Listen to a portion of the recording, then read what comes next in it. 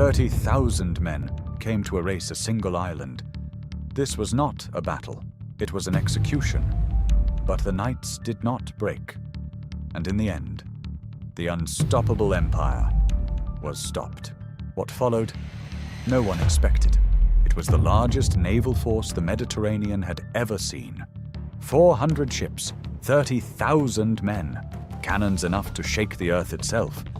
And they were sailing toward a tiny island, barely 30 kilometers long, held by a few hundred knights and a handful of frightened civilians. By every calculation of war, this should have been over in a week.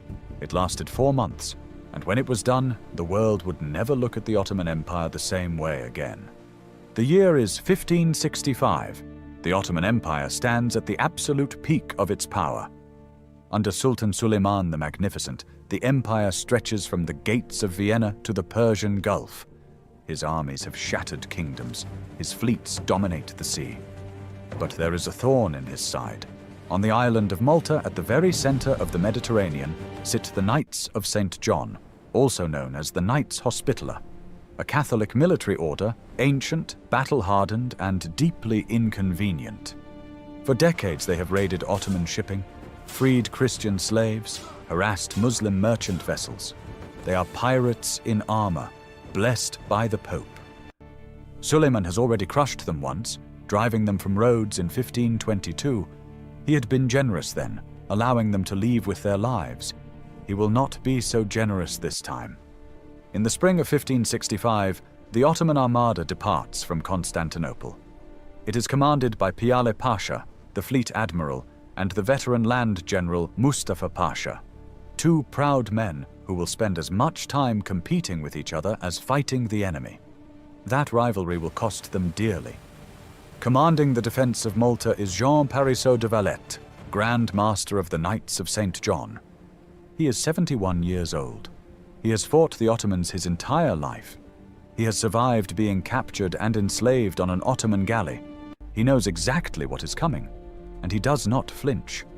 Valette has perhaps 6,000 men total, knights, soldiers, and Maltese militia, against 30,000.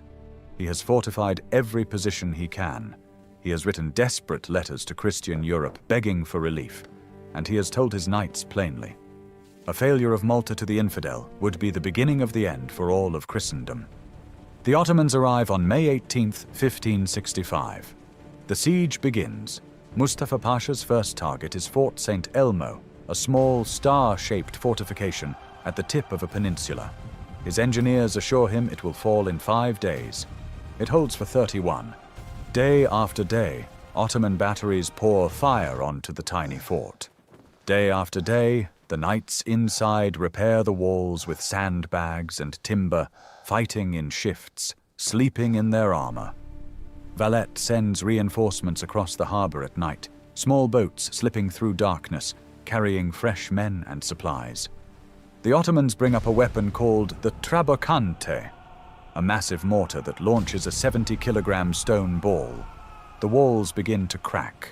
The defenders begin to die. When the knights inside St. Elmo send word to Valette that the fort cannot be held and ask permission to attempt a breakout, his reply is devastating in its coldness. If Fort St. Elmo is incapable of protecting its garrison, then perhaps some other knights should take their place. They stayed. On the night of June 23rd, the Ottomans finally breach the walls. The last defenders, too wounded to stand, are carried in chairs to the breach, swords in hand. Every single man inside is killed. When Mustafa Pasha walks through the wreckage, he is shaken. This tiny fort, that should have fallen in days, has cost him 8,000 men. He looks across the harbor at the remaining fortifications, the towns of Birgu and Senglea, far stronger than St. Elmo. He is said to have whispered, "If so small a son has cost us so dear, what price shall we pay for the father?" For the next 2 months, the Ottomans throw themselves against Birgu and Senglea in wave after wave of assaults. They build a massive pontoon bridge to attack from across the harbor. Valette has it destroyed with cannon fire before a single man crosses.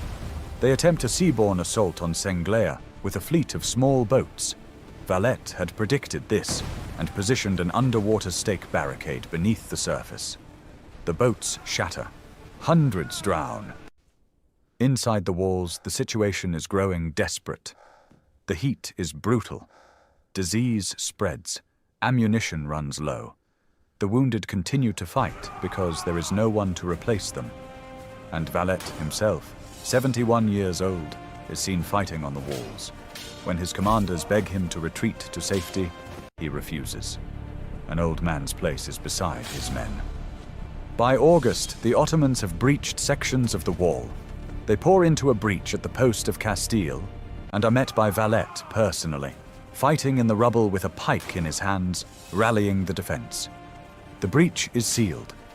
By early September, the Ottomans are exhausted. Dysentery ravages their camp. Piale and Mustafa argue constantly. Thousands of their best soldiers are dead. And then, on September 7th, lookouts sight sails on the northern horizon. The Gran Soccorso, the Great Relief, has arrived.